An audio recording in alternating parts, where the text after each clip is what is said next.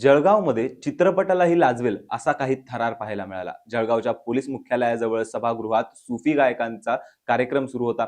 या कार्यक्रमाला पोलीस अधिकारी आणि स्थानिक मान्यवरही उपस्थित होते. पण अचानक एक तरुण कमरेला पिस्तूल लावून आला आणि थेट मंचासमोर येऊन उभा राहिला. लोक काही समजून घेण्याआधीच त्याने हातातली पिस्तूल दाखवली आणि बंडलभर नोटा हवेत उधळायला सुरुवात केली. काही सेकंदात सगळं वातावरण गोंधळात गेलं.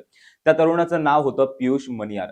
तो पैशांची उधळण करत असताना सभागृहात उपस्थित लोक सैरावैरा झाली. काहींनी लगेचच व्हिडिओ काढायला सुरुवात केली, तर काहीने बाहेर पळ काढला. काही वेळातच तो तरुण सभागृहातून गायब झाला. तर या संपूर्ण प्रकाराचा व्हिडिओ सोशल मीडियावर झपाट्याने व्हायरल झाला आणि लोकांमध्ये चर्चा रंगली आणि प्रश्न निर्माण झाला की तो पिस्तूल घेऊन पोलीस मुख्यालयाजवळ कसा आला. घटनेचं गांभीर्य लक्षात घेऊन पोलिसांनी लगेचच तपास सुरू केला. राज्याच्या पोलीस महासंचालक रश्मीश शुक्ला यांनीही या घटनेची नोंद घेतली आणि जळगाव पोलिसांना तातडीने कारवाईचे आदेश दिले. त्यानंतर या तरुणावर शस्त्र बाळगण्याचा आणि कायदा हातात घेतल्याचा गुन्हा दाखल करण्यात आला. पण पोलीस मुख्यालयाची सुरक्षा इतकी सैल कशी, हा प्रश्न पडणं साहजिकच आहे. लोक म्हणताय, आता जर पोलीस स्टेशन जवळचं ठिकाण सुरक्षित नाही तर बाकी ठिकाणांचा काय भरोसा.